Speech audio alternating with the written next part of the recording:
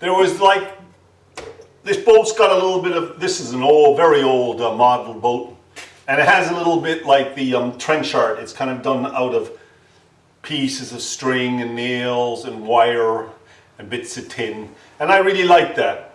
And then there was the trench art. In the trenches they used to make their own models and, you know, shells with ornaments on it.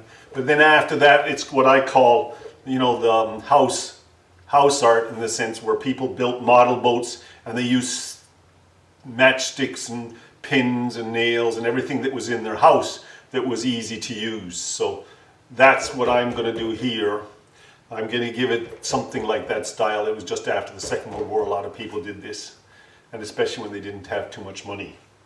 So that's what this boat is going to be, more about trying to do the detail with various things that we can, you know, purchase cheap, like in the hardware store, or have at home, like laying in the cupboards or in the shelves. So that's where I'm going to go with this, and I'll show you the more about the details and the design than the physical work itself. I'll show just a little bit of that. In this picture there's a keel. So I've decided to put a keel in the bottom here, making it extra wide first, and then I'll clean it up. But this chipped area I have might be a solution for that, to clean it up a bit. And you know, I haven't put a keel on a boat like all in one piece, so it's kind of a neat idea. And you know, detail in the end is what makes your boat.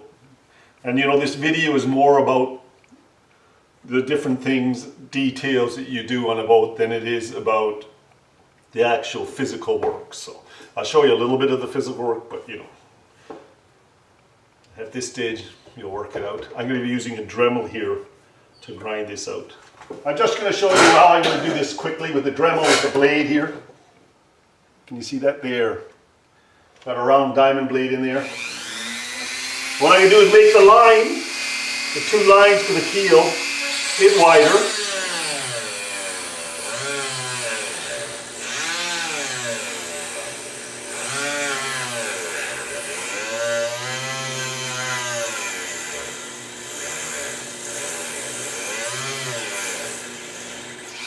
Doesn't like it, so let me go faster. There we go.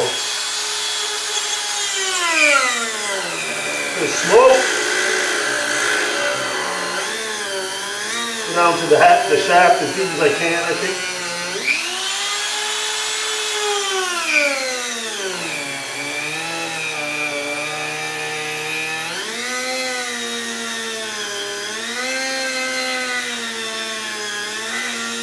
Oh, good smoke effect, huh?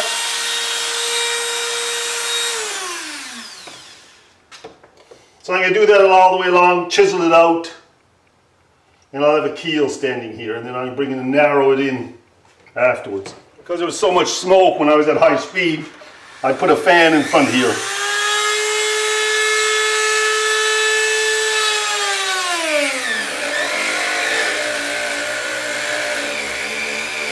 I can breathe now.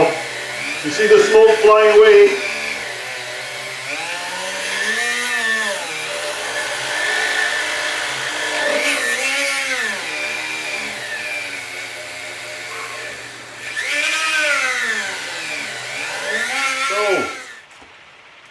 You're chiseling along, and you have your chisel this way. Let's just do it.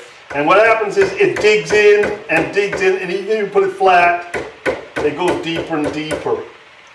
If you're having that, stop, turn your chisel around, and the more you bring it this way, the deeper it goes, and the more you bring it down, up. So you can get out of that. See, you can get out of it, and then having the chisel the back side, you control how deep and how much you take off. See, down, goes deep, going flat, brings the chisel up. This benefits because you keep a level surface and you're not jabbing and making big holes and cracks. So there's a little tip for you all. I've got the keel done now in a fairly good shape. So we'll say it's rough, but it's not terribly rough. I have a little bit of trouble here with this, which I'm going to have to fill in because it's a knot and it keeps snacking. Now I'm actually shaping the front of the hull better because it looks different. It has kind of a panned, I'll show you in the drawing anyway, it's got a panned in look here, and this kind of comes quite thin here, so I'm trying to find out where that shape comes from. And that's my next job. I'm chiseling away at that at the moment.